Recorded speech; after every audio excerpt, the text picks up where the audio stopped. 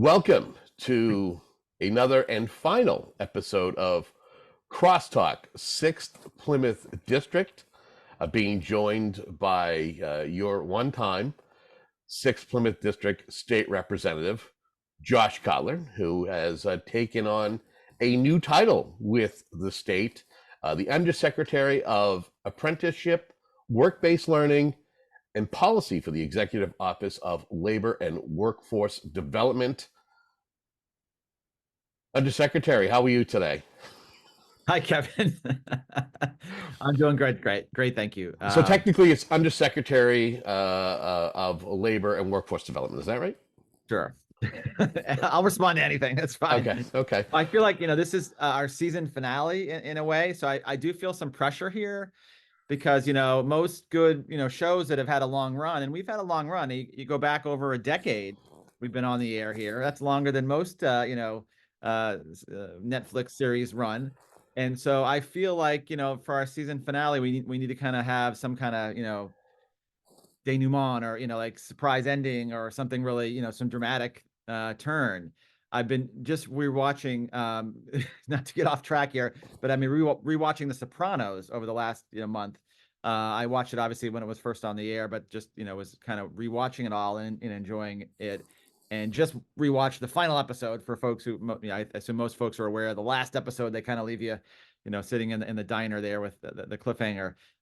So that's, one of the epic season finales. I don't know if I can really deliver that caliber of a season finale, but I will do my darndest.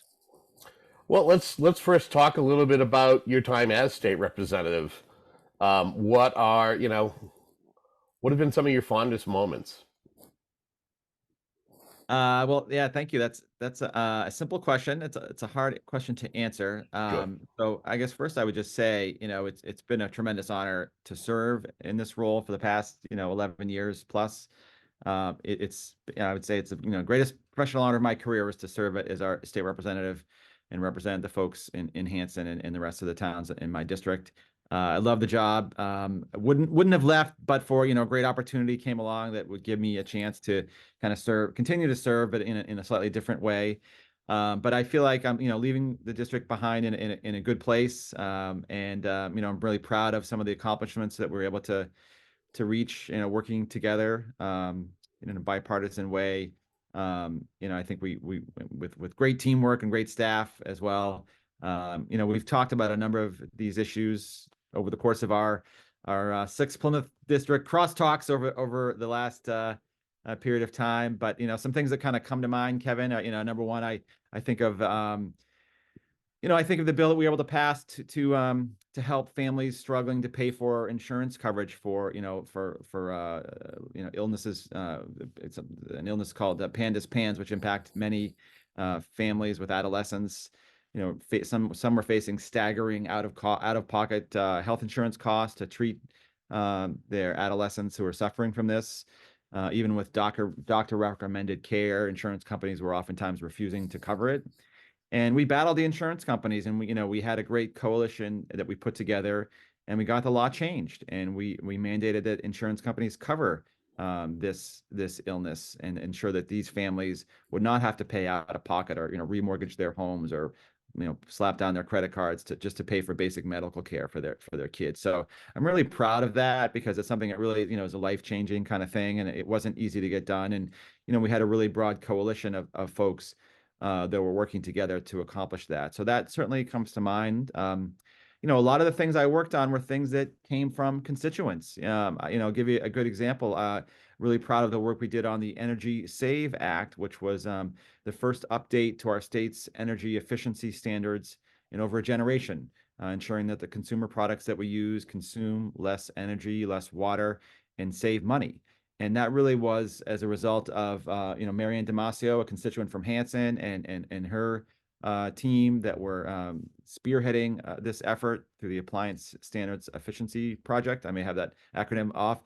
Appliance Standards Awareness Project.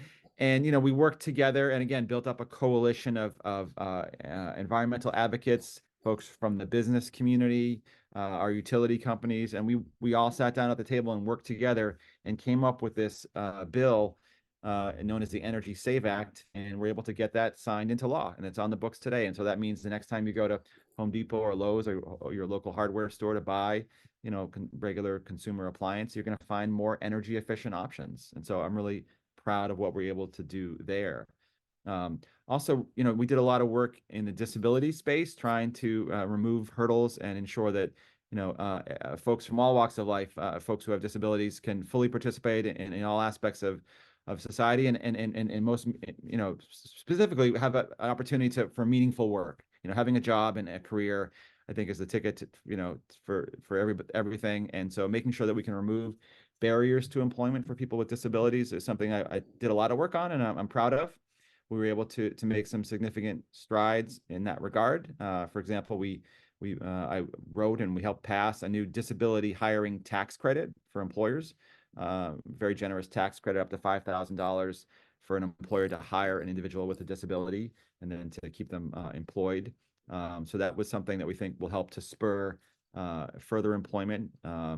We also created a permanent disability commission to give a voice and a platform to people to disability advocates, legislators, nonprofit leaders, and other stakeholders, to ensure that we have strong communication and can collaborate and work together on issues that affect folks with disabilities.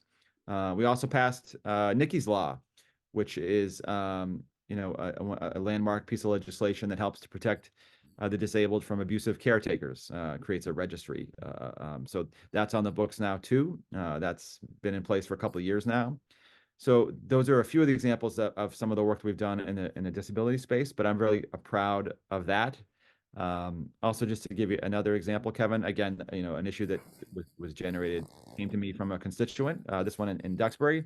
We passed a very strong, one of the last acts I did in the House, a very strong salary range transparency bill to help address and close historical wage gaps and level the playing field for all workers and employers, and also to help improve data collection. And this law would, in essence, essentially ensure that employers are posting salary ranges when they post a job for hire.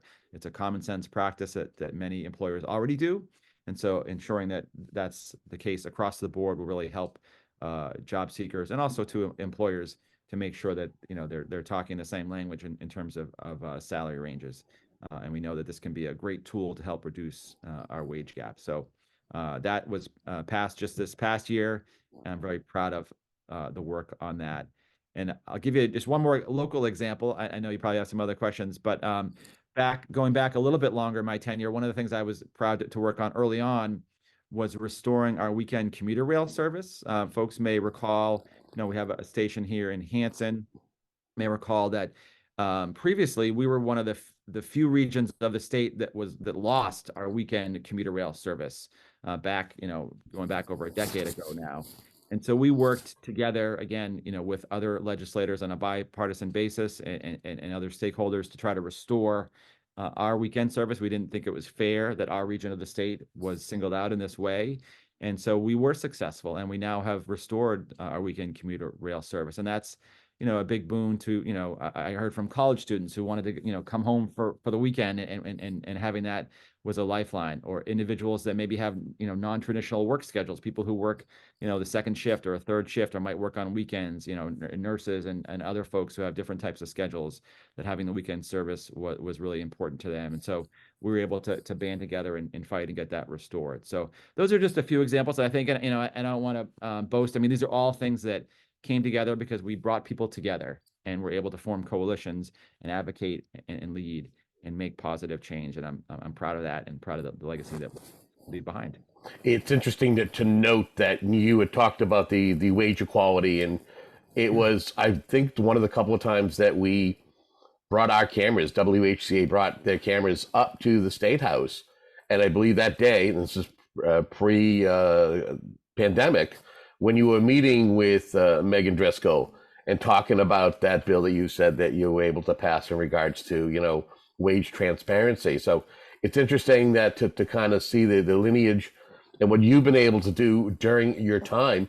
And that's not even talking about you chairing certain committees and some of the hard work that you've done and some of the reports that you've been able to put forth to assist the state when it comes to labor issues.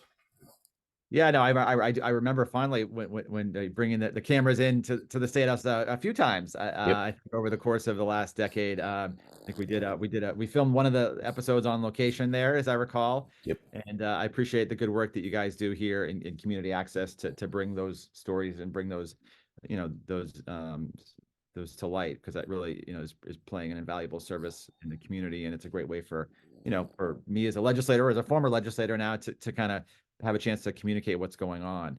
So we really appreciate that. But yes, you know, for the last two terms, for the last 3.5 years or so, I served as chair of the Labor and Workforce Development Committee. And you know, again, I'm really honored that my colleagues and Speaker Mariano all selected me for that role. And we were able to, you know, it came along right as COVID was in place. So, you know, it came at an important time. We all know, I'm sure, you know, talking to any business person or any regardless of what sector you might be in, that, you know, labor force issues are paramount, and, you know, finding qualified workers, finding talent, developing talent, retaining talent is one of the key business imperatives for almost any business. And so, you know, we have made some important strides in that regard. During my tenure, we helped to make some improvements to the mass paid family medical leave law. During COVID, we ensured that that all workers would be eligible to qualify for emergency sick leave benefits. We made sure that, you know, local businesses could be eligible for assistance during COVID. You know, we worked to increase funding for registered apprenticeship programs, and I'll put a little asterisk on that, because hopefully we can come back and talk about that topic as it relates to my new role. We led a Future of Work Commission to really look at and do a deep dive on workforce development issues and ways we can prioritize funding to, you know, help retrain and upskill workers, and also look at, you know, what we call sort of work adjacent issues, things like childcare access, you know, transportation. If you know, can't get to a job, or, you know, you can't find childcare, affordable childcare, or just childcare period, you know, it makes it much more difficult to be able to be in the workforce. So looking at those kinds of issues.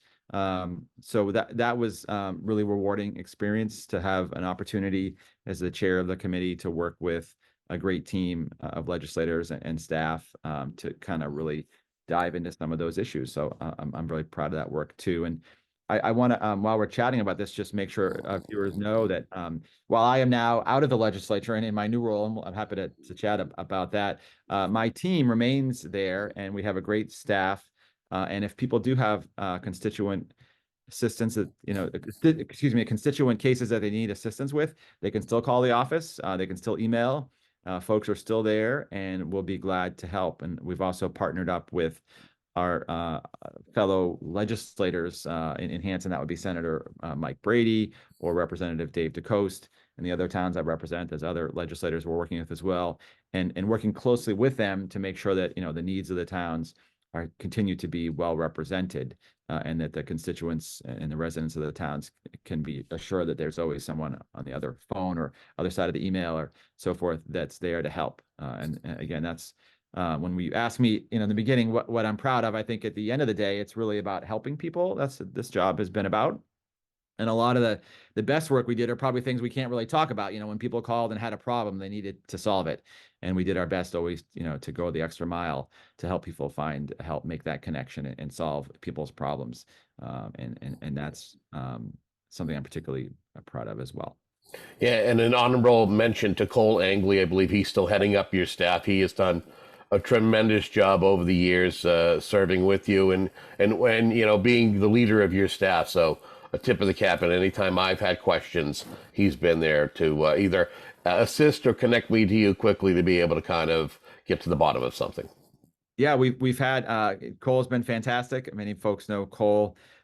We've had a great staff over the years. In fact, a number of folks from Hanson. I'm proud of that. One of my early staff members was Rick Bronca, who was a Whitman-Hanson graduate, doing great things now, and he was a great legislative aide.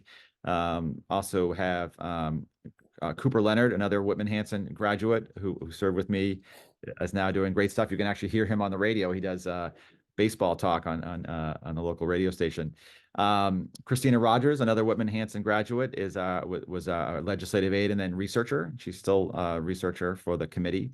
So we've had some great folks who have come up through the ranks, so to speak, including many from Hanson and the surrounding community. So that's been a nice thing as well to see and be able to help, see some of the folks that I've worked with go on and do great things. I was an intern once myself, and I know, maybe you were too, Kevin, many years ago. And it's great to get that experience and to be able to share with others. I'm going to ask you, what are you going to miss most about being a state representative? Is it investing in shoe stock? Because I know that every 2 years would probably wear out a couple of pairs of shoes, door knocking and getting out there and campaigning, and also dealing with constituent services. Or is it just a matter of being able to accomplish things in the state legislature? Yeah, I know. Again, that's a simple question. That's not an easy one to answer. I love the job. I would say I love 95% of the job. Maybe, the reelection part of it and raising money and having to do those kind of things. And occasionally during campaign season, things get a little off the track.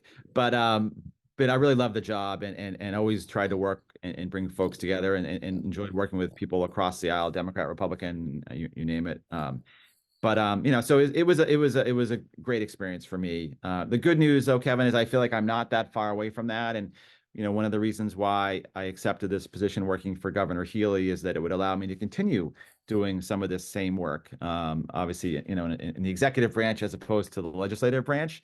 But it was a great opportunity for me and to be able to continue my, public service in a slightly different way. And I certainly miss many aspects of serving, but the good news is that I don't feel like I'm too far from that. I still see some of my colleagues, at their various events. I was recently at a budget hearing on labor and workforce items and saw a number of my colleagues. I saw Representative Anatra, who's a member of the Ways and Means Committee, and some of the other folks from the South Shore.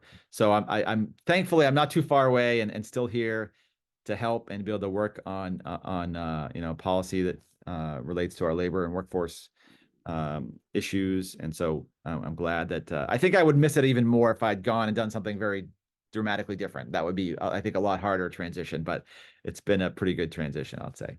Yeah, what has the transition been like, and what does your position entail now? How does it differ from being someone who's writing legislature or out there fighting for constituent services? Yeah, so for folks who may not be aware, so I was very pleased to be able to accept a position working in the Executive Office of Labor and Workforce Development, working for Secretary Lauren Jones, who's someone I'd had the pleasure of getting to know in the past, working on our Future of Work Commission and on a number of other workforce related initiatives. And so when the opportunity came for this position as an undersecretary, so working under Lauren and the great team at the Executive Office of Labor and Workforce Development, it is a long title. It was a great opportunity. And so, I am kind of zeroing in on some aspects in particular of workforce development and labor, issues, including apprenticeship. That's a big piece of, Governor Healey and Lieutenant Governor Driscoll have really made an effort to prioritize registered apprenticeships to grow. People think of apprenticeships, primarily in the building trades, and that is certainly true. And we absolutely, are doing great things in that area. But we want to also grow registered apprenticeships in other sectors. And people may not be aware that we have some thriving registered apprenticeship programs in healthcare, in early childhood education, in biotech. In a whole range of different occupations. We have, in the banking field, we have registered apprenticeship programs. It's a successful model, for developing talent pipelines. I like to say apprenticeships have been around since, forever, since the Middle Ages. It's more recently that we've focused on registered apprenticeship, which has, benefits, progressive wages, industry credentials, obviously creating talent pipelines for employers. It's a great model. And especially when we come to, think about, I'm all for education, and I think, there's certainly that's very important. But, going and getting a 4-year college degree isn't maybe the best choice for everyone. And having alternatives or having options is really invaluable. And so, having the option of an apprenticeship program for someone, whether it's in the building trades or one of the, expansion industries that we're really, looking at right now, is a great alternative. And I think, Governor Healey and Lieutenant Governor Driscoll recognize that, and they've made that a priority. I'm grateful to my former colleagues in the legislature who have generously funded the registered apprenticeship line item. We made some, significant increases in that line item last year, and that's really paid off and allow us to get, more registered apprentices in the various industries and expand the number of industries covered. And so that's a big focus of my work. The nice thing about it, though, it's a little bit wide ranging, and so and my title, one of the pieces is policy, and so that really applies to the broad spectrum of labor and workforce development policy. Whether it's I recently had a chance to tour South Shore Votech School to learn about their uniquely abled program with Bridgewater State University. They're doing great things, bringing in neurodiverse students to learn precision machining skills. And then, that cohort, when they wrap up, have an opportunity to go into the workforce and earn, really good wages. And so, that was, it's neat to be able to work on that, looking at issues like artificial intelligence in the workforce and how we can ensure proper safeguards as we, see the inevitable, integration of AI into many different aspects of the workplace. Those are a couple examples, but, it's certainly, almost any issue touches our workforce. And so that's been really neat to have a chance to help work on these issues, under Secretary Jones and Governor, especially a team that, has really prioritized workforce issues. And it's funny, you took my next segue, and I was going to talk about the VOTEC, social technical, I'm happy to keep talking about the VOTEC. No, I think it's one of those things when we look at the trades these days, that the one worry of a lot of the folks who are exiting out and retiring is there going to be enough individuals who are going to be able to, be the next plumbers, electricians, the key trades that we depend on, especially when we're looking at a housing shortage right now. And if we're going to be we're going to increase our housing stock by trying to build, and you've got the MBTA Communities Act, where it's going to look to increase, housing around the commuter rail. These are key components, and and it's also an option for kids who might not want to go to college. Maybe they want to, go into the trades and still make a great wage. Yeah, no, absolutely. Apprenticeship programs are a great alternative, a great option, for as a career pipeline. I mean, it's when you're talking about talent development, which is a big priority for the administration. Apprenticeships is a great, tool in the toolbox, as they say. And we have, I think, I'll look at the data. I think we have more than 12,000 registered apprentices currently in Massachusetts. We're growing that every year. We're growing the number of occupations and sectors that sponsor apprenticeship programs. And so that's just going to continue to grow. And I couldn't agree more, Kevin. It's a great career pipeline. And I will also say it's a great way to build a more diverse career pipeline as well, giving folks who may not have had all the opportunities that others have had. And so building, a workforce for tomorrow that's also a more diverse workforce, I think, is another benefit of apprenticeship programs. So it really is a great opportunity. I'm really excited to be able to be part of it. Yeah, and staying on the social technical just for a moment, and it also can kind of dovetail into, I don't know if we've mentioned it or not, they have a new horticulture program at the VOTEC, and that leads me, I believe that Keith Boyle actually is kind of one of the individuals overseeing it. I think he's a cranberry grower. Have we talked about the legislation in regards to helping cranberry growers? Yeah, I was just with Keith Boyle and the folks over there this week visiting when I visited South Shore Votech, and we were actually quickly chatting about cranberries because I had visited the Cape Cod cranberry growers earlier that morning. But But yeah, no, I think that's a good example of South Shore Votech. You know, for our region is our Votech school, and they have a tremendous, you know, number of different programs. It's a good time. I also want to give a plug. We have something called the Career Technical Initiative, which is something that was started under Governor Baker, and Governor Healey has continued it, funding for sort of basically what I would call a second shift at our Votech schools. You know, the idea is we have these existing Votech schools that have invested a lot of funds in technology and machines just to make sure they have all the latest infrastructure for the different industries, whether it's horticulture, precision machining, HVAC, auto body repair, whatever you name it, whatever they're focusing in on. And so, you know, we have that machinery and that equipment that's sitting there and being used by the students from, like, you know, say 8 o'clock to 2:30, but then it's sitting, you know, sitting idle for the most part. And so the idea was to create a second shift, or, you know, eventually a third shift, where we can bring in instructors, use that equipment, use that infrastructure that's already built to help young people or people who are, you know, looking to reskill, develop skills for a new career, to have that opportunity. And so this career technical initiative was built up through that, which has increased funding over the last, you know, 4 to 5 fiscal years. And South Shore Votech now has an active, more than one active CTI program. They had one I know in auto body repair, and I believe in plumbing or a related field. And so that's a good example too of how, you know, government can help to support workforce initiatives, you know, like this, and support our Votech schools and folks in the community who can, you know, can benefit. And so we're continuing to invest in CTI programs and develop that second shift and eventually, you know, third shift, hoping they be able to really take advantage of this and leverage these existing assets. So South Shore Votech is a great example. We have technical schools across the state. I'm getting to learn some of them and to visit some of them, but obviously South Shore Votech is a great example here in our backyard.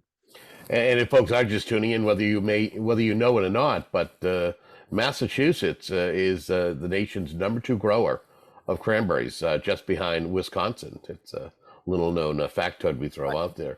Yeah. As we're wrapping up our conversation here, anything we haven't touched upon, whether it's your time as a state representative, your transition to the new position, anything that you want to make sure we touch upon before we at least close out Can I have this a request, season? Kevin? Can we do like a Sopranos type ending where we go to the static and just leave everybody on a cliffhanger? Maybe I could say something like, yes, and the biggest thing I really want to talk about is, and then stop and you go to a black screen. That would be more dramatic. Maybe? No? I go stretching it here. It might have just happened and you don't know it. It may have just happened. You are now sleeping with the fishes, whether you know it or not. Well, I want to thank you for being a fantastic legislator, elected official. It's been a privilege to be able to work with you and a lot of your colleagues, talking about some of the things to provide that transparency when it comes to what's going on with the individuals who are elected to serve and help for the betterment, quality of life when it comes to, you know, our what happens day to day. So thank you for being a great partner in this program. And the hope is that whoever is elected come November will pick up the mantle and carry it forward during their term. I'll second that, Kevin. Thank you. But I would also welcome you. I would also welcome you that if there is anything that you feel that is beneficial to the region, the Whitman-Hanson region, that you want to come on. We do have other shows like CrossTalk and Municipal Focus. Can I, even though this not re-upping this episode, this program, maybe we can have a new program, a spin-off.